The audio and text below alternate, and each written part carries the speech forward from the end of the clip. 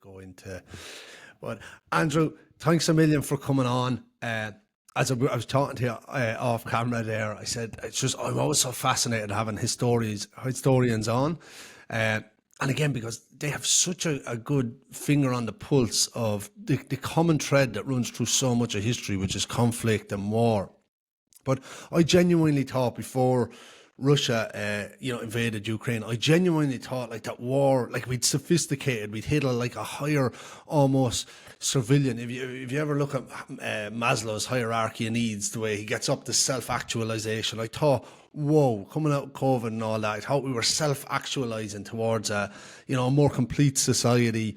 And war might become a thing of the past. Maybe there might be soft wars or kind of like wars like cyber wars or kind of, these soft power plays. But then just, it exploded then out of that. You have posturing in the South China Sea. You have obviously Israel, Palestine. You have Ukraine and Russia. Then I just seen yesterday on the news, India attacked a terrorist group in Pakistan. But like, Andrew, for someone that has studied like history and has such a firm grasp on it, like, is it normal the way we'll go through like peace times and then we'll have like, is there a certain set of ingredients that accelerate us up this bell curve back into kind of war times before we have to kind of go back down into a peace trough? Yeah, it's an interesting question. I think you see that when you look around the world, obviously you're going to see conflict really at any time. As you mentioned, just in the last few hours, there's Indian attacks in Pakistan. We probably anticipate there's going to be some kind of response from Pakistan to those. And what does that mean for people, especially in Kashmir, but then more broadly across India and Pakistan, and then the Indian and Pakistani communities across the world? Because, that violence draws in those communities, the diaspora communities. They always get caught up in it. Obviously, from my own studies, I've looked at Irish communities around the world and how they were drawn into the conflict that happened in Northern Ireland, particularly during the latter part of the 20th century. But, the way that people move around the world today, those conflicts can have those residual impacts elsewhere as well. So, you would see across, the UK and Ireland, Russian people and Ukrainian people have to coexist outside of Russia and Ukraine. And how does that work if you bump into each other in the streets of Dublin and that guy's Russian and I'm Ukrainian? How do you kind of coexist? And that's a tricky thing. I think that you have to sort of remember that we do have to coexist in these spaces. People are quite far removed from the decisions of the state when it comes to these significant acts of violence, and you'll see the manifestations of violence in a lot of different ways. And I think that you're talking about the cyclical nature of things, and it's really hard to escape that. These ideas that we've learned these lessons of the past, right? We made all these mistakes in the colonial era. We're not going to make them again. We made all these mistakes here. We made these mistakes there.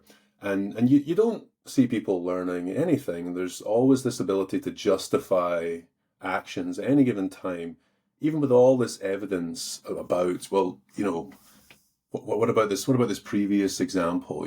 What have we learned as a society? And they say, history maybe doesn't repeat itself, but it does rhyme.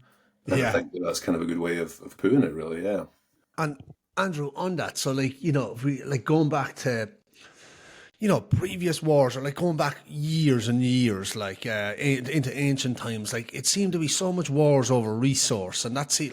You can almost, there's a level of justification there where you can see, okay, people like the Romans wanting to expand out the empires, Ottoman Empire as well, just like this expansionist, Alexander the Great, probably the biggest case in point there of expansionist, and to get more resources and all. But I feel like with a lot of the rhetoric around a lot of the modern wars, it's not about resource, or maybe it's been veiled, but the rhetoric now is around security. It's all, and that seems to be the justification muse almost to bolster support. Is that do you see that, or is there something deeper, kind of maybe at play? Yeah, no, I think that's a good point. I mean, I would say that if you think kind of abstractly as well, you could say that security is kind of a resource, right? Yeah. In a political sense, right? That it's a resource for governments because we can sell to the people that we're keeping you safe. In order to keep you safe, we need to do these things. So if we take the India-Pakistan example here, the Indian government is saying, we need to launch these attacks on these bases in Pakistan-controlled Kashmir to keep you safe. And we think about the way that our lives might be impacted. U.S. airstrikes in Yemen, for example, does that really impact us in any way? There is this illusion of security as well, right? Because Yeah. especially people who grew up after the Second World War in the West, if we use that term, you know, your lives were significantly different to people, especially people in Europe who lived under the threat of air raids, whatever. So that the idea of what it means to be secure, I think, people kind of have this sense of security that's, these sequence of events have brought us to this position where we feel safe in our existence. Thinking about territory as well, there is obviously still a little bit of that going on when you think about internal conflicts. I think there's an element of territory, obviously, with Russia, Ukraine as well. Does Russia want to try and recreate the Soviet Union? It's probably not. I mean, they may want to do it. It's probably not realistic because you're going to have to expand into so much territory and you just don't have the resources to Yeah. actually do that. But, there's the ideology component as well, because the way that we've drawn borders historically, and, Ireland's an example of this. I was just talking on the news there about India and Pakistan. Again, there's this border. We've just kind of drawn this line on a map and said, this is this and that's that. And you see in southeast Ukraine, where you have a lot of ethnically Russian people who were there even, going back into the days of the Soviet Union. And then we draw this line and say, okay, now you're this. And it can create resentment towards the people that are governing you. That part of Ukraine around the Donbass and what have you had particular voting patterns. We see it in Northern Ireland as well. When that was partitioned, you would see the kind of south and west parts of Belfast had particular voting patterns that were more in keeping with the rest of Ireland, and the other parts were voting another way. And those expressions, they're still evident when we look at electoral maps in Northern Ireland. If we look at them in Ukraine, really anywhere where we've had partition, you still see there's like an element of that decisions made over 100 years ago, and those still resonate today. So, I think that, partly we kind of got comfortable as, again, if you permit the expression, Western society, we kind of got Yeah. comfortable with this idea that everything was okay, and the whole idea of the European Union was end of conflicts. We're all going to cooperate. We're going to share our resources. It'll be great, and we'll all be pals. And then all of a sudden, you realize actually it's not really working like that, and partly that's to do with administrative and political reasons, and partly it's ideological as well. And so, yeah, I think that there's definitely still that going on. Yeah, and like multiple fracture points. But the security thing is interesting as well, because I know we talked about like Maslow's hierarchy of needs, but at the base of that pyramid is the security. It's the number one, like safety and security. And I think, like, from any rhetoric, that is going to be the one that will rally most support, because security sits at the base of everything. If you're not secure, you can't really do much. If you're constantly under threat, and any of the like psychological studies they've done, like especially into like psychosis and like, really deleterious mental health issues, like fear of threat tends to, especially in the psychosis literature, really ramp up like symptomology and stuff like that. So, like, to feel like threat, and then if you hear like, threat, or like, because the news like does this, and it's like a byproduct of the news is that, like, you listen to enough news and it just becomes it's hard to bear. But yeah, so the security issue, but yeah, I think I was in disbelief nearly when it, when all these wars started kicking off again. But we don't have to look, I suppose, too far to understand war, but not in the most conventional way. Like with Ukraine and Russia, there we have two actual armies fighting each other. Where I think probably with Israel, Palestine, it probably more resembles what we would have had up the north, because we have, it's kind of more paramilitary. I think, anyway. I don't know if that's the way it is, but I think it is more against a state body. But you have done so much, I suppose, research, and wrote two books into going into the IRA and the troubles up the north. But I think one of the craziest cases of all that, and just to kind of kick it off there with a really crazy case, is like the original Bloody Sunday in what I think it was November 21, 1920. Right. Like, it's hard to imagine. I just try to think sometimes if that happened now, where like the British Army rolled into a packed stadium and opened fire. Now, I know it was in retaliation to an IRA attack, but imagine what, like, social media. Could you imagine, like, the absolute whirlwind of Yeah.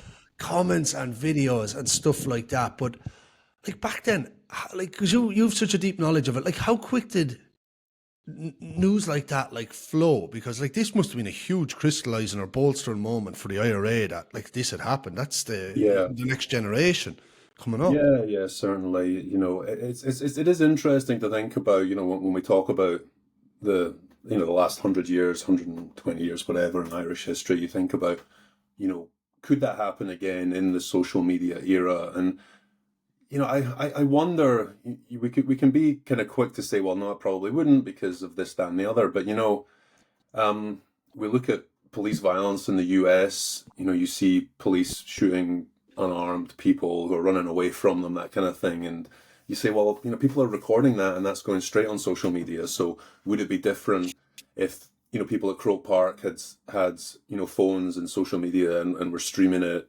It's hard to say, because, the state does have the ability to use the law to justify its own violence, right? And even if you think about the definition of violence, like unauthorized force, what authorizes force? Well, it's the law.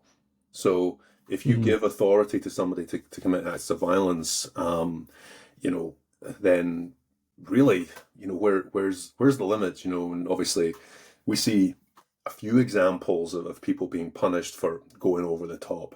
But yeah, to come back to 1920, and obviously anyone who's been to Croke Park, will be kind of familiar with the landscape. Obviously there's a lot of development since then, but some parts of the ground are still very familiar to people if you'd been there in the 1920s. And just the horror you can imagine of being there and being opened fire on. You've just gone to watch a match, and just thinking about that. When we think about the way that the news travels today compared to back then, there's so much slower drip of news. These things get in the newspapers, and a lot of people read the newspapers, and they're always available the next day. But the news does have to travel, not necessarily. If we go back any point over the last 100 years, but especially middle part of the last century, people didn't necessarily have phones. So how are you getting information to people? And it's really incredible to think about the way the information was shared. I've looked at the role of Irish America in especially the more recent troubles in Northern Ireland, and the way that news gets across to there, traveling on the wires and the cables, things like that. Yeah.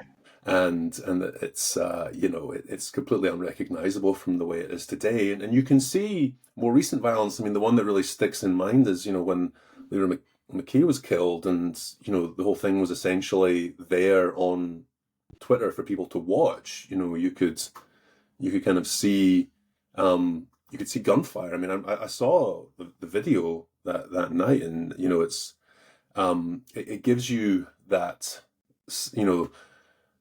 I don't know if it's necessarily a good thing, but back to your previous point about what is it that kind of drives fear? What is it that makes people worried? And actually seeing the violence happening there, and it makes you wonder, was it more radicalizing to see something like that on social media, or was it more radicalizing to hear about it, for example, day after Bloody Sunday 1920, and trying to put yourself in both positions? And that's kind of one of the challenges, I think, when you write history, is try to give a kind of as objective as you can, because I think pure objectivity is not necessarily possible, but as objective as you can, like, showing people what you think people might have reacted to at the time and how they reacted. And like you say, media is one way of that. And obviously, the story, the story was there in the newspapers, and that's kind of how we can look back on it. And I suppose that in some sense is interesting, because obviously we don't necessarily get the oral history, but you do get you can see the exact same media. So it is quite interesting to still have access to that through the newspaper archives, and that gives you some insight as well. Yeah. Definitely. And that's a really interesting point, actually, because I think that's what kind of good horror or thriller writers do. They kind of create it almost where they don't give you like the full, like if you've ever seen, what is the movie? I think there's a movie, it's pretty much, just to make the point without remembering the movie, it's like you don't see the monster nearly right until the very end, because actually imagining what it is, you see very like low resolution glimpses and stuff like that, but it almost ramps up the horror more. And there is a point probably there where if you're reading that in a paper, you're probably mind's going to fill in the most horrifying, or your fears are going to be put into the article almost. We're seeing it, like, even though it might be more visceral, it mightn't be as horrifying. So yeah, that's actually an interesting one. But you also mentioned the point there of, kind of the violence or by force, like, and I think it was up until the provisional IRA, who had a mantra of, we want to end British rule pretty much by force or through armed force. But is it my understanding that the other iterations of the IRA beforehand weren't so much by force? They kind of wanted to, do it through other means, or is that kind of a miscalculation? No, there's always been this kind of two-track approach, because I think it's true for most revolutionaries that they recognize that there has to be something after the revolution, right? They recognize that if we're going to get rid of this thing that we don't like, the British, quite often those revolutionaries historically have been fighting the British government, right? But, they recognize that we can't just get rid of them. You can't leave a vacuum. And, we've seen situations, we saw in Iraq and Syria quite recently, where you remove leadership and you leave a power vacuum, or even with Al-Qaeda. When you leave the power vacuum, it creates all sorts of problems, because everyone's competing for that power. So there's always been kind of both sides of Irish republicanism, where you've had this sort of, even within the IRA, you've had people who were more politically minded. They just tended towards the army side of things. But this idea that we're going to create this revolutionary socialist republic, that's kind of always been there. And the different groups that have taken on the mantle of the IRA over the years have usually had these disagreements about, well, should we put the politics first? Should we put, this, we want to get this broad base, and the more left-leaning people might tend towards that, this idea that, well, Irish republicanism is not necessarily a Catholic thing. There's a Protestant, the Protestant working class is a community that is also being, in our interpretation of the situation, exploited by these British colonial forces. So, we should reach out and appeal to them. And that was actually my first article was about kind of reasonably modern groups that tried to reach out to Protestant working class people. So, you would have, there's a guy, Gusty Spence, one of the most famous Ulster Volunteer Force leaders of the recent conflict. His brother was a communist, and so he was somebody that would perhaps be more familiar. Communism's typically been more closely associated with the Irish nationalist, Irish Republican side of things. And, that was all very interesting. I was talking to people who'd been around the 1970s, people who were ultimately ended up joining like the Ulster Defence Association, working class Protestants, and said, what did you think about that? Did you hear about this? Was anybody actually sending you, newsletters or whatever, or contacting you, seeking meetings? And generally speaking, the answer was no, because it just wasn't safe. Yeah. And then, you talk to the people who were part of those groups that were doing the supposed reaching out, and they're like, well, we tried, but it wasn't safe for them. It wasn't safe for us. Nothing really happened. And ultimately, the people who supported our group and the people who support their group were more likely to try and kill each other than to sit down and talk about class politics. So, that side of things kind of came into it as well. Just this way that the violence became all consuming and limiting. And, on reflection, I think people look back on it and say, well, that was, we got, I don't know if we got played. I mean, it's maybe a little trivial way to put it, but, there's that sense that, we messed up, we should have done these other things. Yeah.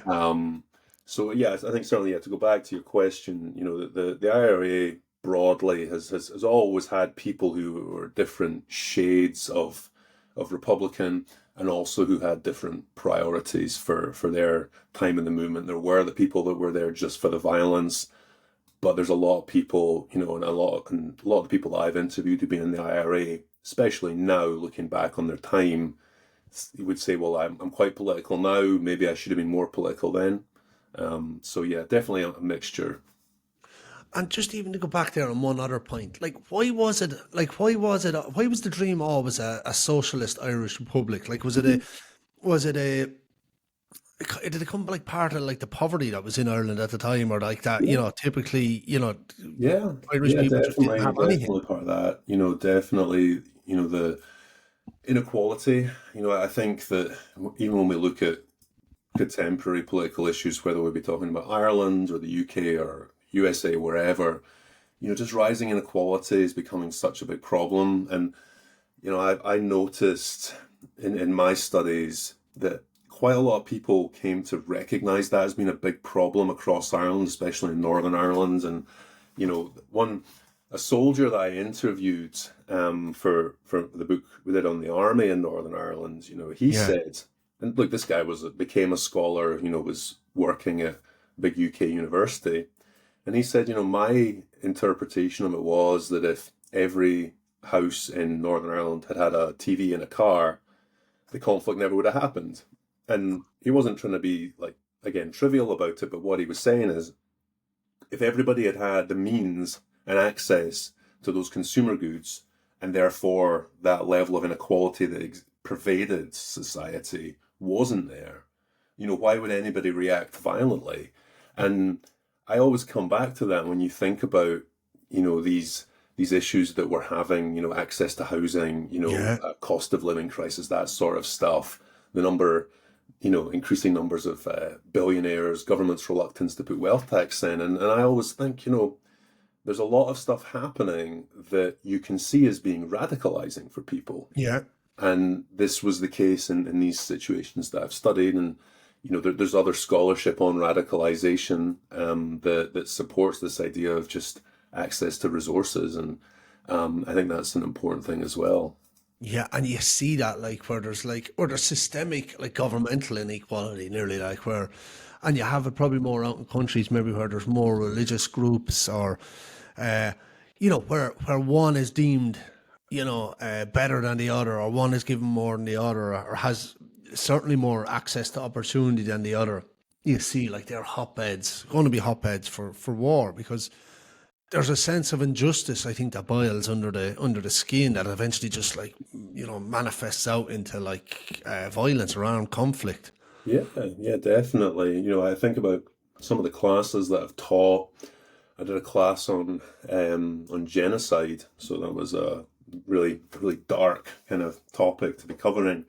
But when you look at situation in Rwanda, for example, the way that one group is favoured by the colonial government, setting up a hierarchy in society, and it sort of creates this idea that when one group of people are more important than another group of people, whether that be to the government, and then whether that be in reality or just in perception, you do start to create situations where it's okay to do that to them because they are the other thing. So we call it othering, right? And this links into my current project where we're looking at this idea called necropolitics, which I'm co-authoring this with a colleague back in Texas.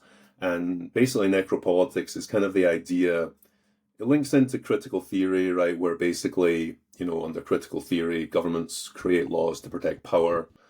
And then, critical race theory would be white people create laws to protect power. Yeah. Being very, glib about this, obviously, there's a lot more to it than that. But necropolitics would be that powerful people decide who gets to die to protect their power.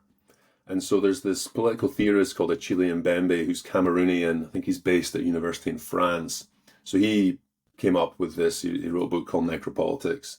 And he's really focusing on kind of colonialism. He's looking at the Middle East, but particularly colonialism in Africa. So again, European powers, including the British, including the Belgians, the French, the Germans, and the way that they employed this idea of necropolitics, like in order to protect our power, those people have to die. So not just exploiting them, actually killing them, and that's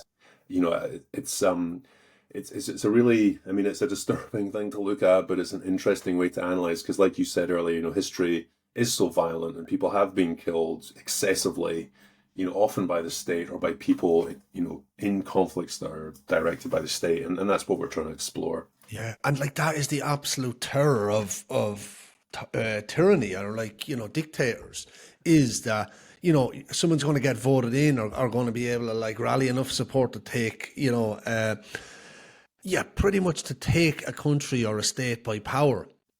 And then, like, that's a terrifying, and like we've seen it so many times in history. But that's probably the most terrifying scenario a human really can imagine, because when it's the state, or when how do you get out of that? Like, if there's a tyrant, and if you're deemed, like, take Germany there, if you were a Romanian gypsy, or if you were like Jewish, anything like that, the whole force of the army and of the state, like, is literally trying to kill you.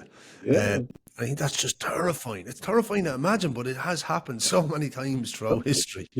And in some ways it's happening right now in the US. There's this sort of logic of, well, it's okay for them to deport those people because they're gang members, right? Well, what if the state decides that you're a gang member? Like, how do you prove that you're not? Because your due process of law, which has always been this reassurance that's been there, like, okay, I can be falsely accused of a thing, but there's this legal system there, and I know I'll be able to, be in a court of law, and I'll be able to prove my innocence. And, well, no, they're just sending you to, Central America somewhere, and they can just be, they didn't, mistaken identity, they didn't fancy the look of you. It can really be anything. And, that's happening now. The last few weeks we've seen that, where, you're a gang member, you're under a deportation order, off you go. And, we've seen images. And again, that point about having access to social media, the student at Tufts, the Turkish student at Tufts, basically snatched off the street by people in plain clothes. And I just think, how terrifying must that have been as a woman walking in Boston on your own, to be grabbed by, however many men it was in plain clothes. You've no idea who those people are. And at some point they established, like, we're the state. And what was she grabbed for? I'm not aware of this case. Like, what was... Yeah, I mean, her name's Ozturk. She was basically, I think she wrote an op-ed in the Tufts newspaper criticizing the policy and with regards to Palestine and the Israel-Palestine situation. Similar to Mahmoud Khalil at Columbia, basically exercising what constitutionally you would consider to be your free speech rights. Yeah. But the state didn't like it. And, he was, again, going back to this idea that the state can kind of make up the laws to suit themselves. I mean, heck, like, look at kneecap, the band kneecap. We've decided this is hate speech and terror speech. And look, the situation with kneecap's a little different when you start to bring in some of their historic comments. But in terms of recent kneecap performances, where they're putting stuff up on the screen saying, their views on Palestine, and you got Sharon Osbourne saying you should deport them. Oh, did you see that on Piers Morgan? Did you watch that on YouTube? It was one of the wildest things I've seen. It was just so over the top. But that's what you kind of expect from them clips on that show. It's just sensational seeking. Like, it just wants to get the nastiest soundbite. Yeah, and this is the thing, I wasn't at any of the gigs. I don't know the context of the comments. I understand, the kill your MP comments. MPs have been killed, and obviously the news went straight to the families, and the awful experience that they've been through where their family member was killed for being an MP. I don't know. Again, maybe there was a broader context to what NECAP said. They've certainly suggested as much. Similarly, where they're like saying up Hamas, up Hezbollah, the UK has different free speech laws to the Mm. US, but you would say those things in the street in New York, and again, they would arrest you. And I've been reading a book recently called The Democracy Project by a guy called David Graeber, who's an anthropologist. He died about 5 years ago, but he was one of the early kind of minds behind Occupy Wall Street, and he talks about getting involved with the Occupy Wall Street movement, and he talks about them setting up their protests around Wall Street and essentially cops coming up and saying, we're arresting you for this. And then the person would say, you can't arrest me for that. It's not illegal. And the cop would say, yeah, I know, but I've been told to arrest you. So, the Yeah. law, due process, doesn't matter. We've been told to arrest you. We're going to arrest you. So off you go. And just that way that the state can manipulate situations to its own ends. And, yeah, absolutely. Yeah. And we've seen, we've seen this behavior before. Like internment, was pretty much this behavior, like what you were talking about. They're trying to get the MS-13 gang members, but it's some of the stuff is like anyone with a tattoo that seems spurious. Oh, madness, yeah. And but this happened up the north. Like this happened especially under Thatcher's reign. Anyway, internment came in, and it was but the craziest thing is, it's like. Because Catholics and Protestants are, by large part, especially in Belfast and stuff, are kind of living on top of each other. Yeah, yeah. And it's very going to be everyone has the same accent. There's not an identifying tattoo or potentially identifying tattoo. Yeah, yeah. But it's so crazy that the amount of were rounded up and just thrown in jail indefinitely, really, with internment. The tattoo thing as well is interesting. So there's a guy, I live in the Midlands of England. There's a guy in a town called Ilkeston, which is halfway between Derby and Nottingham.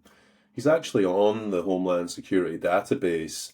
He's got this clock face tattoo on his arm. A lot of people get them, it's like the time his kid was born, and he's got an old style, pocket watch tattooed on his arm. Somebody found that picture and used it as an example of a Venezuelan gang tattoo. So this guy's actual arm, now again, he's from the English Midlands, he's not in a Venezuelan gang, it's there on the database. So he's got a holiday coming up to the States at some point later in this year, and he's thinking, well, if I land in Orlando and somebody sees my arm, that's the exact tattoo they've been told to watch out for. So is he going to get rounded up, sent to Guantanamo Bay? Is he going to get sent back to England? What's the deal? So he's thinking, well, is it even safe for me to go to Disney? Maybe not. But yeah, the stuff with internment, I, especially for my, during my PhD, but really kind of turning the PhD thesis into the book, did a lot of interviews with people who were around Northern Ireland around the time of internment. And you had these three big events where you had Bloody Sunday 1972, as kind of the main, the last one. And obviously there's been all sorts of, docudramas about that. Yeah. Had public hearings about it. But, prior to that, there are people who would say, the Falls Curfew 1970 and then internment August 71, those were the things that drove a lot of people to radicalize at the time. Internment perhaps, quite significant in that. And, that had happened about 2 years after the army came in. They'd used internment before against the IRA, in the 50s to 60s, the border campaign. And it had worked, so they thought, we'll do it again. But they obviously they had outdated intelligence, the way that they did it, there was all sorts of violence associated with it. And, you can look at across what they call Britain's small wars. So there's this kind of field of study within military history, if you like, Britain's small wars. Basically the conflicts Britain was involved in, withdrawing from empire, starting Israel, Palestine, going through Cyprus, Kenya, Aden, so on and so forth. And I've gone and looked at the documents in the National Archives, and you see over and over again, they used internment against Zionist forces in mandatory Palestine, and it didn't work. And then they used internment. They had all these special powers legislations across all these colonies, Nyasaland, Kenya, didn't work. And then you get to Northern Ireland 71, they're like, well, let's try internment again. And, this sense that, again, history is repeating itself. Was the state really learning its lessons? Did it care to learn its lessons? And a lot of the evidence points towards no. Yeah. Yeah. And the internment one, but so here's probably the question coming out of that is, like, if we imagine a bell curve, right?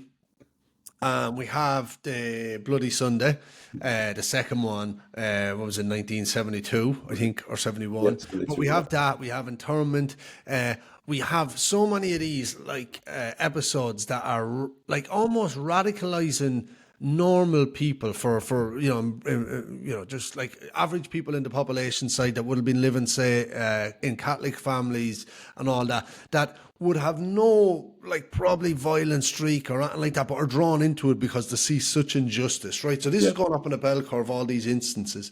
Like, in your research, does it hit a point where, you hit mass saturation and then it just stops having an effect and we turn over the bell curve where, maybe the IRA do too many bad acts, or where, that turns back down? Yeah. I think that when you look at the stats around violence in the conflict, right? 72 is the bloodiest year of the conflict, almost 500 people killed, tens of thousands of injuries, all sorts of bombings and shootings and so on going on.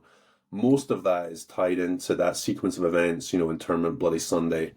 It's important to remember that Bloody Sunday was an anti-internment march as well. So, Bloody Sunday is kind of a direct response. There was this sequence of marches that were banned because the state didn't want people to express themselves in that way. And, other decisions, when you read through the Saville report into Bloody Sunday, decisions of sending the parachute regiment, which is a very aggressive regiment trained to be aggressive. Yeah. And then, you see all the violence across 72, 73, 74 again, there's violence. But the dynamics of the conflict change quite a lot. And, you do have to remember that, the IRA were committing acts of violence that were indiscriminate, were killing a lot of civilians, injuring a lot of civilians, damaging property. And, the perception of who is right is quite hard to really pick out. And it would really be on an individual level. And again, that would be something that would evolve over time. So you might have maybe somebody who joined the IRA and, they could have seen what happened with internment, what happened with Bloody Sunday, and thought, well, look, the only way for me to respond is to join this group and to start committing acts of violence against the British state. And maybe now would regret that. Maybe they wouldn't regret it. Maybe, some people have the ability to say, well, that's how I felt at that time. And I certainly felt strongly enough about it that, that was the decision I was going to make. I think that, people can be a bit more, reflective of their decisions sometimes and say, well, I shouldn't have done that, I should have done this. But, in that moment, especially after Bloody Sunday, I think about the Kelly family. Michael Kelly was killed. His brother John runs the Bloody Sunday Museum in Derry, and I've talked to him, and you think about these families where your brother, your son, whoever, one of your family members is being killed, and how would you respond to that? Who is it that's done it? The soldiers in question are only, one of them is currently potentially facing charges, and we're, 50 years plus removed from it. So you think about the sense of injustice you'd feel at this time. And what's your avenue to address that? Is there any restitution? Because again, we have these special powers laws. So I think that certainly people who would have supported the IRA probably continue to do so for the most part. They maybe didn't necessarily sign up. One thing that's important to remember is, the IRA went through a strategic rethink during the mid-70s because they were getting the problem of informers. They wanted to kind of limit how many people were joining, because in 72, you talk to people who signed up, February, March 72 after Bloody Sunday, lines round the corner, everyone's just desperate, I need to do this. And that dwindled. But what that does, if you're the IRA, is it opens you up to infiltration.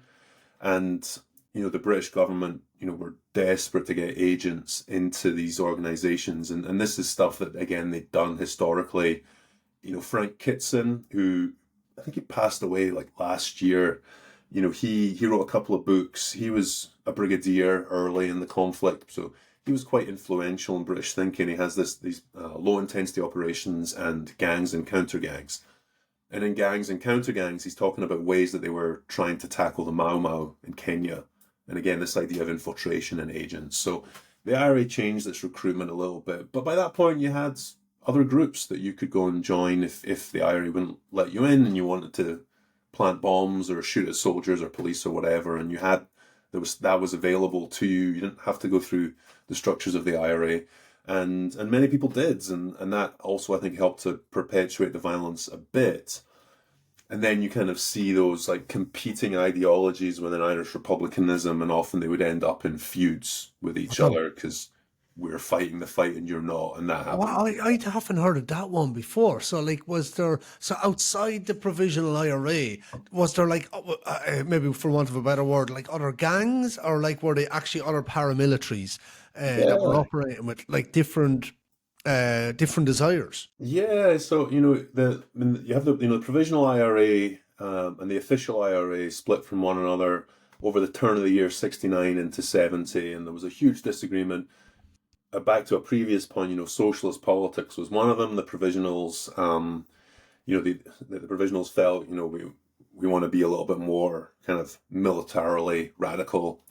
But the official IRA kept going. After Bloody Sunday, they bombed Aldershot barracks and killed some catering staff, and that was kind of the end of their campaign at that point. But then that group split, and you ended up with the Irish National Liberation Army in 1974.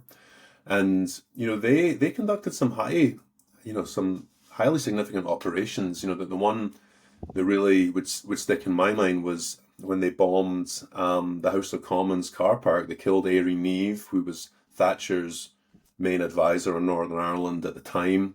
This was just before Thatcher got into power. Éire Niamh almost certainly would have been her Secretary of State for Northern Ireland. But the sort of technology that they had is also important. They'd built a thing called a mercury tilt switch bomb. They got into the House of Commons car park and put this bomb under his car. Now the car park is underneath, so when you're leaving, you go up the hill.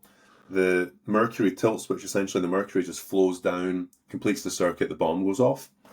And they had that. They killed him, which was the operation they were trying to complete in the House of Commons car park. And it's kind of mad to think today, we've seen violence against MPs recently, as we talked about. But, the INLA was able to get into the House of Commons car park, plant this bomb under the car, and then, and killed the guy. And, they did other operations. There was a big bombing at the Drop-in Well in Ballykelly, a nightclub, basically. A lot of soldiers were in there. But yeah, those other sort of factions, if you want, were around.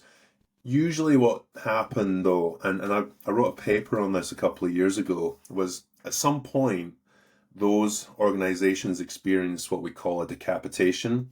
So basically, it's kind of what the US did with Osama bin Laden, basically a targeted killing of an important leader. And what that does, as we were talking about before, is it creates a power vacuum within the organization. You have a lot of competing factions all trying to go to, I want to be the leader. But what you find is with the INLA, when Seamus Costello was killed, I think that was 1977, although I might be mistaken. Again, it creates a void at the head of the organization. There's not an obvious successor to step in. So a lot of people say, well, it's my turn. I want to be the person. And then somebody else gets chosen. They're aggrieved. They go and set up their own organization instead. Now you have another group. And that tended to happen. And then what you saw that's kind of interesting in the context of the literature on decapitation is they started doing decapitation operations on each other. So by the time you get into the 80s and 90s, you've got these small groups, could be 20, 30 people. And, they would split off and you would have, well, we're this and we're that. And then, this leader gets shot at a pool hall in Belfast. And then that's the end of that organization. And then this organization forms. And, you have this kind of alphabet spaghetti of smaller organizations. But again, they're violent. They've got weapons. They're keen to do operations. Quite often they end up turning their guns on each other. And that's kind of That's where you hear the conspiracies. Well, the British did this to us. They played us against each Yeah. other because we ended up killing each other instead of them. And, people reflect on that in different ways. Yeah, so it nearly went back to, I suppose, Ireland 400 BC, where it had all the the tribes, the clans, Yeah. small little bands. But that's fascinating. And yeah, kind of, I wasn't so much aware of them. Like I was aware of all the like. I think one of the interesting things was. I think it was in around the 50s anyway, when they went to the Oma barracks to get the ammo. But like the head of the organization had warned them, look, we don't shoot a B special, we don't shoot any sort of volunteers or anything, you only shoot a person in a uniform. That they were like, that I suppose level of violence wasn't there. It was more of a restrained kind of approach where it was very military heavy, but like it obviously progressed then into, far more violence. But it was so interesting to hear that, when they were doing that, these were the early raids when they were just trying to scrounge up guns and ammunition. But there was a restraint there. But then, like, when you kind of, I suppose, when you go into it though, like, it was just everything like the UVF would have did and the B specials, and some of them were just like thugs, like, Yeah. that were, just found like a gang almost to go, Yeah. raid and maraud nearly. Yeah. Yeah. Certainly. It's obviously, it's one of these things where if you're a person that wants to lead a campaign of violence, you're going to have to seek out violent people, and violent people aren't always perhaps as reliable as you would like, Yeah. because they want to commit acts of violence. They're not necessarily going to do it in a strategic way. Yeah. And look, armies have seen that historically as well. You think about things that happened in Abu Ghraib. Shocking, like, for the Members of the Murray. U.S. military torturing people. We saw that in Northern Ireland. The Hooded Men case. People being tortured, and these weren't even combatants. You see the inability of the state to control its representatives. But again, there's this question of, like, if you take a young man, 17, 18 years old, train him with a gun, point him and say, like, that's your enemy and they're trying to kill you, at what point does that young man get afraid or aggressive enough where he's going to commit an act of violence that maybe doesn't necessarily need provocation? And this idea of, jus in bello, like, justifiable violence, it's really something, again, that only the state can say is justifiable. And one of the things that we're trying to look at in this new project is, well, when you look at the paramilitary groups, how did they justify violence? Because superficially, it's very easy to see, well, if you're an IRA sniper and you see an army patrol, you shoot at them, that's the enemy, that's why you do that. But the IRA wasn't just shooting at army patrols. They were planting bombs in part-time reservists' cars, killing their family members, shooting milkmen who happened to be a part-time this or that. And how is it that they justify that? How is it they justify, targeting construction workers who are repairing military barracks? And it all kind of feeds into this idea that because we have this necropolitical framework, the delineation, if you like, of, like, these lives are protected, these people aren't allowed to be killed, these people are, that can vary from organization to organization. And there's a lot in there that helps to explain the violence anyway, if not necessary. I mean, certainly, we're not trying to justify anything, but what we're trying to do is explain. Yeah.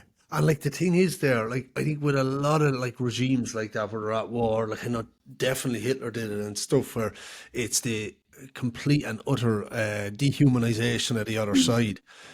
So Yeah. and normally the way the rhetoric and the kind of verbiage goes to nouns and stuff, it's always like goes into bugs, rats, vermins. Like Mhm. you hear this littered throughout, like so Yeah. much conflict, rhetoric and kind of propaganda that serves it. Yeah. Yeah. The interesting thing there is, so I remember I'd seen a study before where, in the US, like police officers are actually, really good at firing, say, on targets, but then when it comes to actually in field, like the tend, like whatever it is, like there's maybe some component in them that like largely makes them miss a lot. I think like I can't really remember the study, but the overarching finding on anyway was that like they almost, like even though they try to shoot it, something in them makes them miss the target when it's an actual live human being compared to like what they do Mm. in practice. But I would love to see like a study like where, because obviously I don't think for the most part police officers aren't going to be like, kind of violence seeking and like have bought into this like kind of dehumanization of the other side.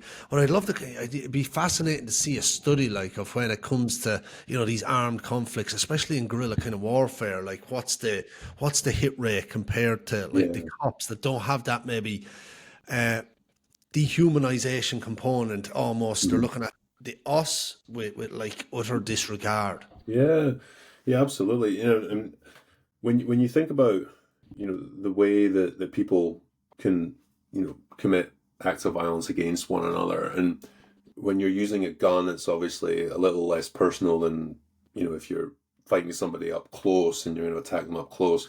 Um, we would always hear these studies in the US, when I worked in the US, anytime there was a campus shooting, whether it be a university or a school or whatever, there's always these conversations around, well, that wouldn't have happened if people in the classroom had guns. And they did a they did a study where they basically used some sort of lasers, I think, and they had a bunch of people in the room who were confident they could deal with an active shooter situation. And so they had somebody come in, and afterwards they analyzed the shots, and most of the people in the room had shot the ceiling because they hadn't actually shot the person that had walked in to kill them. And it was very pervasive. When I arrived at one of my institutions in Texas, they just passed the campus carry law, where you were allowed to, if you had a concealed permit, you were allowed to bring your gun into the classroom with you. And I had colleagues who'd experienced campus lockdowns, and there hasn't, fortunately so far there hasn't been a shooting incident at that campus, but there have been gun incidents. People have like dropped guns, and people have left guns or had guns stolen. They leave them in their car and it gets stolen, and and there's that sort of gun violence around the campus. But this perception is like, how would you behave in that situation? And it's one of the things that armed police try to eliminate is this the unreliability factor that you're mentioning Yeah, there. yeah, uh, yeah. It's kind of fascinating uh, because I think like for the majority of people, like whether you're a cop or whatever, like I think most will only shoot under threat.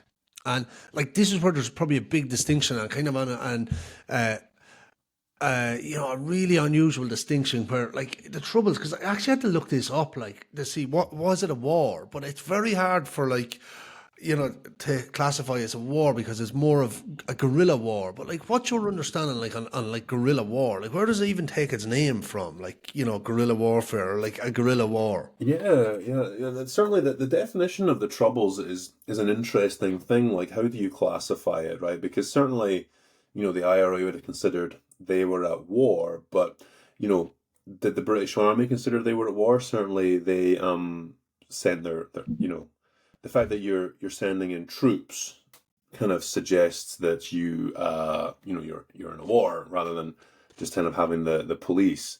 But I think that the different perceptions of the Troubles. It's I think we can kind of rabbit hole a bit when we think about that. Like, how do we want to define it? I suppose a war would be winnable, and who really won? Does one side have to surrender? Which side surrendered? Well, the provisional IRA, had a ceasefire, decommissioned its weapons, but then there's other groups that are saying, well, actually, no, we're the true IRA, the real IRA, Yeah, if you will. So we haven't given up. So no, it's not over. Like, we're not done. Yeah, I mean, the word itself, like, guerrilla is like small war. It's from Spanish. So, I think that's, it's a small war. Did the people in Northern Ireland feel like they were living under a war? Well, they certainly had security checks everywhere. You couldn't get to Belfast airport without having your car searched. Walking down the high street into town, you wanted to get some shopping. Again, you get stopped. The army's there. But again, these are decisions made by the state. So you would say, maybe the state has decided that this is a war. So, what kind of impact might those decisions have on society in the future? And you go to certain places, you do go through basic security. If you go to like a big music venue, you might go through metal detectors. You might get pat down. Some countries you have that. Shopping malls. I remember when I was in Turkey, in Istanbul, the shopping malls, you have to put your bag through the scanner, walk through the metal detector like you're that's going to still the there. I airport. was out there last year, and it's still like that in the malls. So like what are the decisions that the state's making to make the people feel, going back to one of your earlier points, like they're under threat? And the state has that ability. You can walk around big cities in the UK, like I was in Birmingham a couple of weeks ago, and big pedestrian areas with these massive bollards, because currently the thing is people might drive a car into the pedestrian area, right? So you got the big bollards, sometimes like even bigger than just bollards, like these huge kind of like wedges sticking out of the ground. And, it's like something out of a movie, but these are the things that have been created for security by the state. But it has that knock-on effect of you thinking, well, hang on a second, like if these weren't here, somebody might come and threaten me. And so you kind of, I guess, give up a little bit of power to the state to make those decisions for you. And that kind of feeds into that mindset that we were talking about a little earlier. Yeah, and like I think one of the most unique parts about the Troubles, like it was literally everyone that looked like each other. Like I remember reading Andy McNabb's book, Brava 20, which is literally one of my favorite books ever. I think it's so good. But in that book, and obviously he was in SAS. He was a British soldier, so it was interesting for an Irishman reading, his point of view. But I think the most fascinating thing, in one of the most fascinating things in the book for me was, like, he was talking even for the British soldiers and like anyone that was under cover and stuff, they were on such high alert as well, because you could not see the enemy. Like, he talks of when he went out to the Gulf War and all, it was very easy to recognize the enemy. Or in any war zone normally, because they have different uniforms and all that, but in Northern Ireland it could be the guy that was walking down the street whistling was going to put a gun to your head and shoot you. It was the threat everyone was under, and then the amount of infiltration and spies, it must have made it like, I can imagine for anyone living there or that lived through it, or being involved in it, it must have been just a level of constant threat must have been just so omnipresent and just so absorbing. Yeah, definitely. And I've talked to soldiers that made that point as well. There's soldiers who were active in the British Army, in the 60s. The last big operation was in Aden, and you can tell somebody is not you because they're Arabian.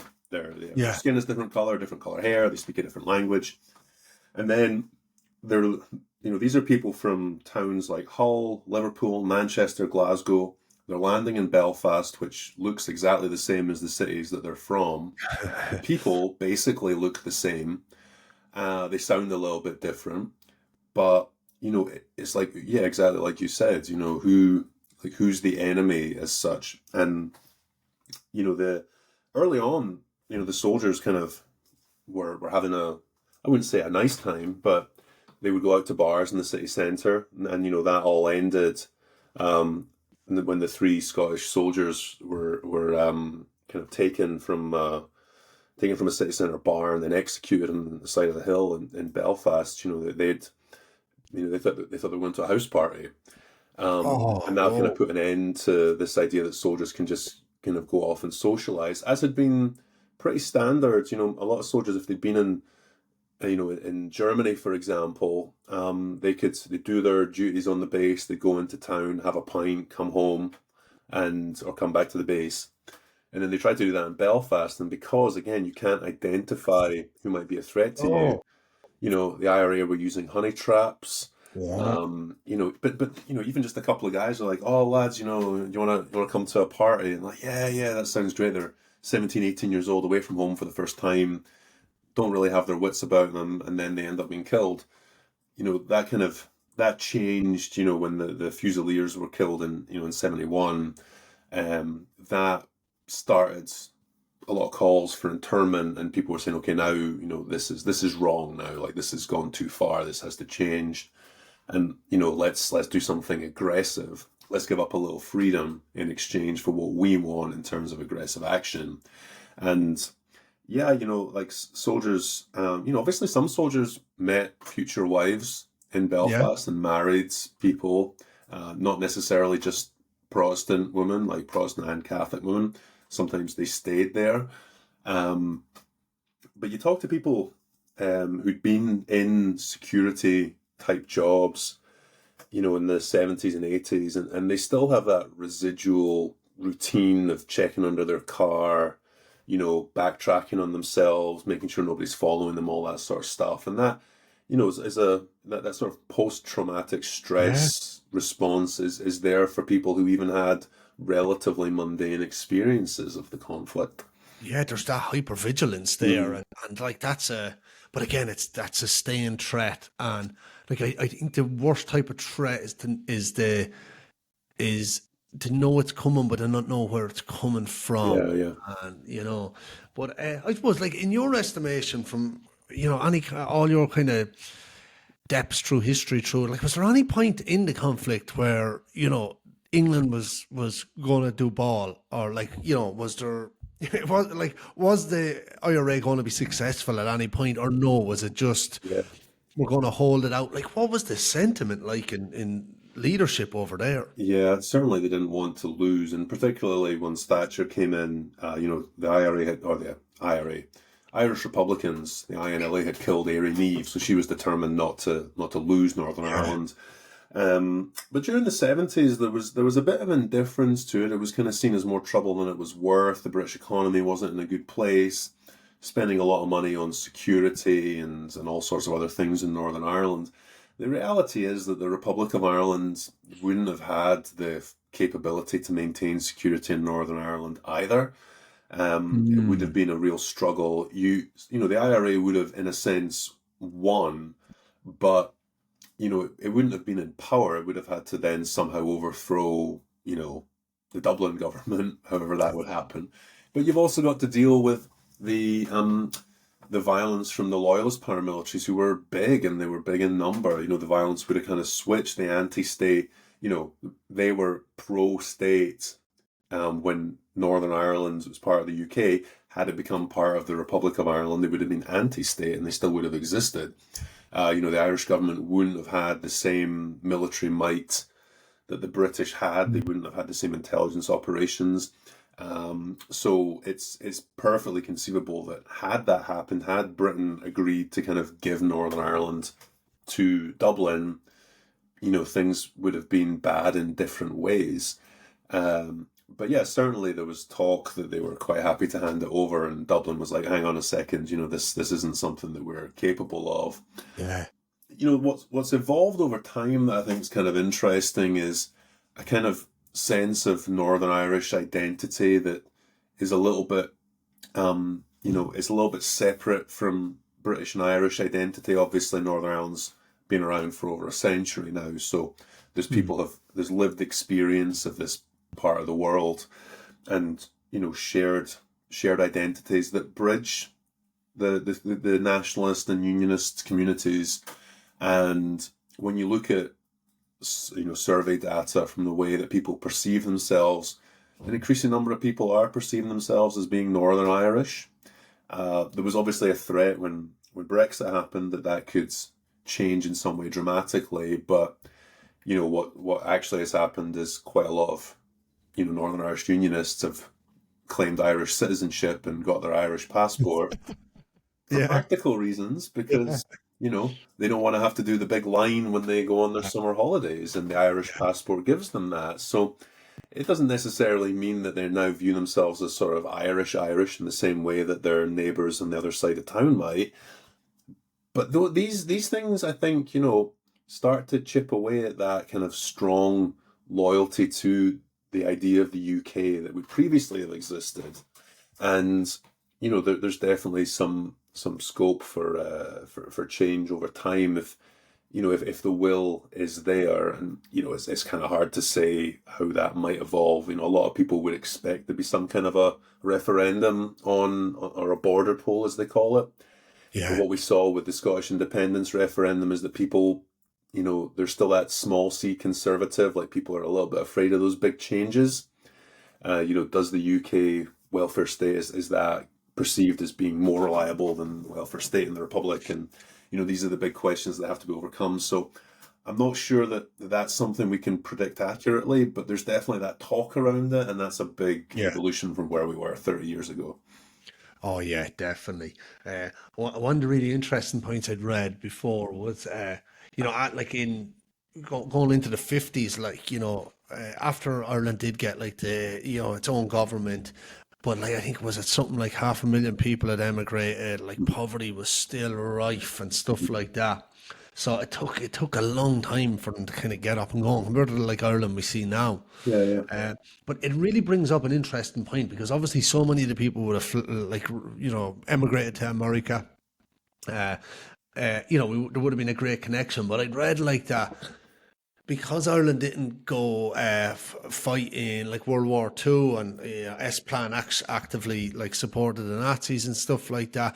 Like the US government couldn't really be seen to help Ireland and to go against pretty much a NATO ally in the US. But that was say going into the 50s, but by the times the 70s and 80s come around, like you hear so much kind of stories of, like I lived in Toronto for years, and like I remember going to the Wolf Tones, and there's an Irish centre over there, and you just hear so much stories of like, all the support that would have been given that maybe flew under the radar. Like how impactful was like not just to even say US, North American support for fueling like Irish republicanism. Yeah, there's a tendency with diaspora populations to be a little bit more radical on domestic politics. So, if we take the example of Scottish independence, the government decided not to include the Scottish diaspora in the vote. Had they done that, you probably would have seen a lot of people who are much more into the idea of Scottish independence because, it doesn't affect them on a, as quite a practical level, but you have that ideological, like national, your national identity kind of rises above your practical considerations, and you might vote for something that if you were living in the home country, you might not. So, with Irish Republicans in the US, obviously, going back to one of our earlier points about coverage of events, the US obviously had a history of, fighting against British rule. So there was a little bit of a kind of shared ideology there. But what's important to remember is like at the level of the state, Britain was still a very important ally to the US throughout this period because the Cold War was still going on. The UK had historically been an important ally to the US, and it remains so. Like it's really not the case anymore. I certainly think that President Trump's made that very clear, but I think Biden, Trump the first time around, and even Obama, had made that clear to the UK that the UK wasn't a priority. But then, you have these people in the US who have left following, the War of Independence, Civil War, border campaign, and there's like a community there that's already radicalized, and their shared experiences in the US. They have these small communities, Irish ghettos, if you will, and that allowed them to like build up these networks of support. So you already have these groups that are essentially constituted. And when Irish Northern Aid really kind of started raising significant money during 1972, it was in response to things like Bloody Sunday. They had their own newspaper, they'd have regular meetings, they would picket things. You could have a big picket outside British Airways offices in New York. And these were all impactful. And the Irish population in the US was never really tapped into fully because most of the Irish that are in the US are, famine era migrants, Yeah. pre-famine era migrants. It's a mixture of what they call Ulster Scots over there, or Scots Irish. And, obviously the Irish, Catholic Irish, those migrants have been there in some cases back to the 1600s. So you see actually the Irish government trying to tap into that a little bit more in recent years. They've opened up a consulate in Atlanta because you have a lot of what they call Scots-Irish around that part of the world. Atlanta, really? But yeah, like that's Jimmy Carter was a Scots-Irish president, and they just assimilated a little bit more Yeah. smoothly than the Catholic Irish did, who were slightly later arrivals, so they were coming into a slightly more hostile environment. Yeah. But yeah, by the time you get to the the 70s, you have these small groups, but you also have that sort of anti-British sentiment, and they were quite good at tapping into that. I think they had fairly effective messaging. They had favorable coverage on TV, and it's important to remember there weren't a lot of TV channels back then. So around the time of Bloody Sunday, there was a documentary on NBC, I think it was, called Suffer the Little Children. And so you have a journalist that goes over to Belfast, films stuff, and you see the impact of conflict on little children. And then Bloody Sunday happens, and then people kind of put two and two together and like, well, this is something I don't like, I object to it. You've had politicians as well. Like Ted Kennedy was an important one. Member of the Kennedy family. Yeah. He and Tip O'Neill, who became the Speaker of the House of Representatives, which is a very powerful position in the U.S. government. They were both, Irish. They were hostile to the British approaches, particularly internment, Bloody Sunday. They kind of came to be a little bit more constructive from the perspective of the British. But, the way that those networks existed in the US, I think, were very challenging for the British government, and they just never really managed to get their message across in an effective way in the US. I think, if you've got Bernadette Devlin or Bernadette McCalskey going over, doing a speaking tour, and then the Unionists, they tried to do their own thing in the early 80s, and they come up, with like Ian Paisley and his wife, and it's just, it doesn't have that same appeal to people. And actually, they wouldn't let Ian Paisley in at the time. But yeah, the messaging was a big challenge for the British in North America when it came to the conflict. I think that they were, they worked with them. I mean, there were cases where the American government worked in their favor. They created a new extradition law to extradite IRA on the runs in New York. But there's always a quid pro quo. So there's an interesting episode where it's kind of tied into the US bombing of Libya, which then evolves into the story of the Pan Am plane that was blown up in the late 80s. And the way that the kind of forces all came together during the Reagan years, where you've got the British looking to extradite IRA on the runs, you've got the US who are looking for support with bombing North Africa, and then you've got things like the International Fund for Ireland looking for finance, and you see allies in the US pushing for all of these things, but recognizing, well, we have to give a little here and we have to give a little there. So they were able to work it successfully at times, but particularly during the 70s, that was a big problem for them. And I think, the money, guns, ammunition, and so on and so forth that was coming in from the US was important. Obviously, later on, speaking of Libya, they were able to get weapons from Gaddafi as well, and that also helped their campaign and hindered the British attempts too. Yeah. Yeah, because it's fascinating, like that kind of US support. I think it's just something that clicked with me there when you were talking about that. Like, so obviously, Ireland will be very versed. Like, even people will have a big superficial understanding of what went on, the troubles. You will learn it in school, or even like just, I think culturally you'll know. But like, teaching over like in the UK and stuff like that, like, because I met, when I was living in Canada, I met some of the best people I met, like English people, but they would have had very little understanding of pretty much any sort of colonial influence and stuff the UK would have had in Ireland, or the Troubles, or anything like that. Like, what is the level of understanding, I suppose, over there, even in modern times now, like when you be teaching, would people understand, like, Yeah. what went on, or what was that all about up in Northern Ireland? Yeah, most people don't really know what happened. It's Yeah. kind of, yeah. In the US, depending on the audience you've got, so I gave a talk in Seattle back in about 2016, and it was at a Jesuit university there. So there was a decent sized Irish community Yeah. in Seattle, like tech people are over there, so younger migrants, older people who just happened to be there. And that was a reasonably informed audience. But if I was bringing it up in class and I'd say, did you know that this happened in Northern Ireland? They don't know Northern Ireland existed, right? Um, so you kind of explain to them what's going on. And what I always do is contextualize the conflict for them. So one of the first slides I have on the PowerPoint is you're looking at 3,500 people that died during the Troubles, more or less. And, for them, that's 9/11. So, Yeah. but to be honest with you, the students that I'm teaching these days weren't around for 9/11 either. So you're kind of talking about these abstract historical Yeah. events now.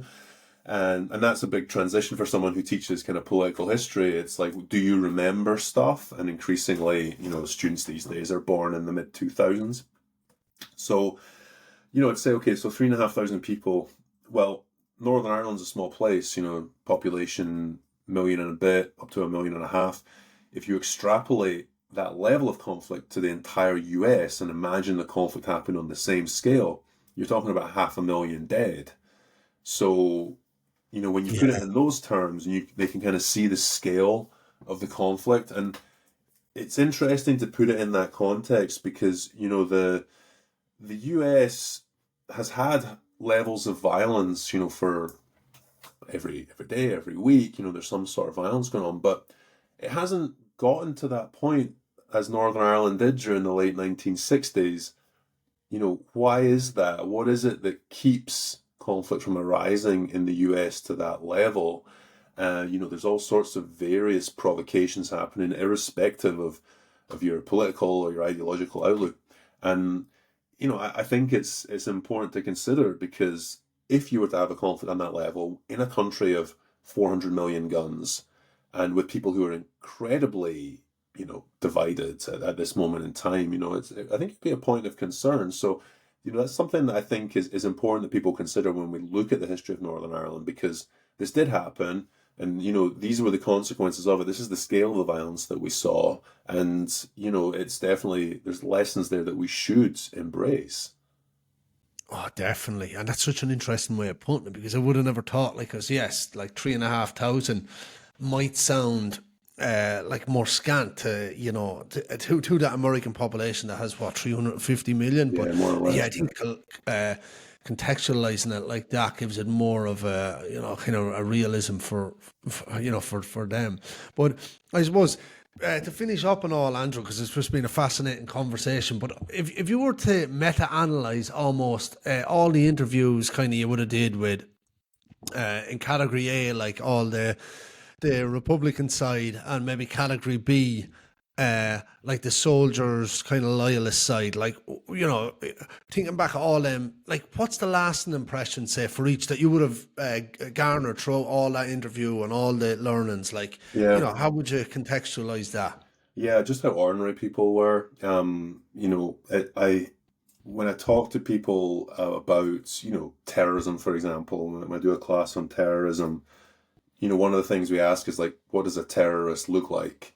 And when I'm teaching in the US, I'd be talking to people who'd served in the US Army in Iraq and Afghanistan, and they have a clear idea what a terrorist looks like to them. Yeah. And, it's a 9/11 hijacker, basically. But I say to them, well, like, look at this guy here. So you get a picture of, whatever IRA member you can and say, well, what about that? And they're like, well, that looks like my dad. And, that's something that I think is quite often overlooked. Now, there were obviously people who became involved in violence that would have been violent people anyway.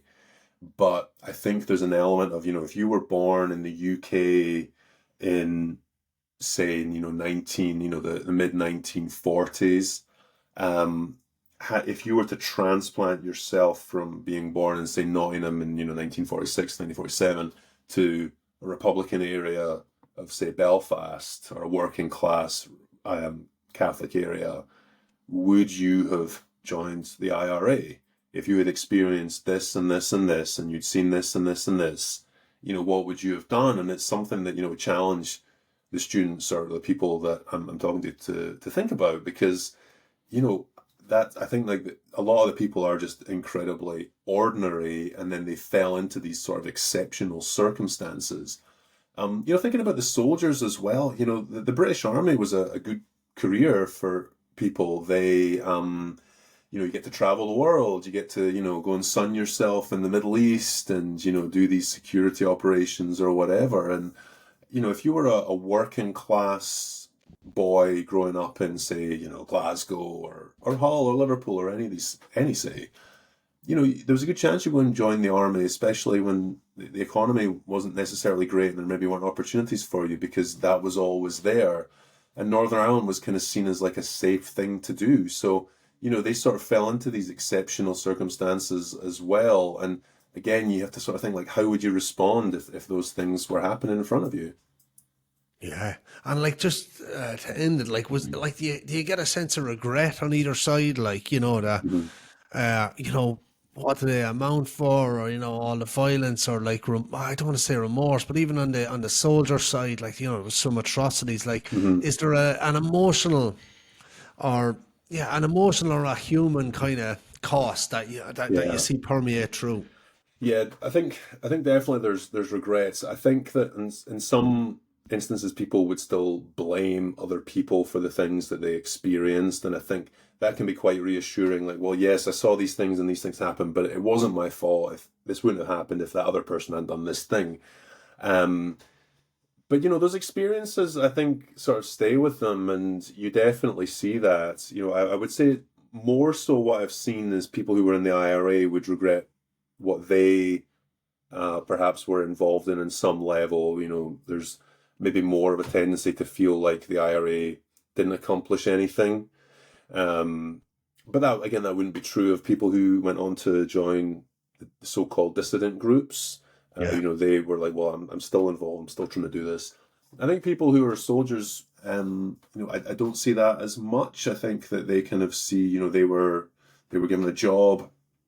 And again, that's kind of consistent with, what we're working on right now, that, the state is the one who's decided this needs to be done. So I'm just working for the British state. They're the ones that gave me this uniform and this gun and go to Belfast and do these things. And I was operating on orders. And, you hear that as well, these cases where soldiers have been prosecuted for historic killings, like they're operating under orders. We were ordered to do this. I perceived this threat, so I shot that person. And, that I think it helps them to reconcile a little bit more easily than other people who maybe had more of a choice. But again, as I said before, going back to the time those decisions were made, was that same choice necessarily there for them? Did they perceive themselves to have that choice? And, maybe hindsight makes you think, yes, there was a choice there, but at the time, everything's just it's all consuming, and they don't perceive that option. And, I think I would always come back to this idea that, it's healthier for us to try and understand why people behaved in certain ways. And, the literature on radicalization, for example, why is it that people continue to radicalize? Why haven't we learned these lessons? And there's a lot of stuff. There's a really good book by someone called Carla Power called Homeland Security, which is all about de-radicalization. And she's been looking at people who've joined Islamist groups, or, I forget if she wrote about it, but, far-right groups in Europe. And again, there's these same themes of the reasons that people radicalize, and there are ways for the state to tackle that, and they just don't. And that's the kind of thing that's troubling, that, those lessons aren't necessarily being learned. So, people perhaps are still aggrieved about certain things, and, that stays with them, I think. So yeah, it's definitely complicated, but trying to understand the people that you might think incomprehensible, that's really the important takeaway. Definitely, and I think like with so much of that radicalization, it becomes identity. It becomes like huge part. Like I remember when I was in college, I did a study on, it was criminal social identity. So it was adapting it looked at it in prisons pretty much. And it, like one of the big things was just like someone would be a diehard supporter of Liverpool. Yeah. You know, these people that come from like, you know, areas where criminality is more prevalent, you know, it becomes a part of their identity and it becomes a huge thing of self-esteem. And again, I think it's a lot of part of the radicalization as well. But, yeah, look, conflict, complexity, been an absolutely fascinating conversation, and I just feel like there's probably just so much in this. So yeah, hopefully we'll have you on again. Look, thanks a million for your time. I really appreciate it. And I will put the links for your books just in the description. Fab. Definitely recommend a read. Yeah, thanks, Gary. Appreciate it. Yeah, thanks a million, Andrew. Cheers. See you.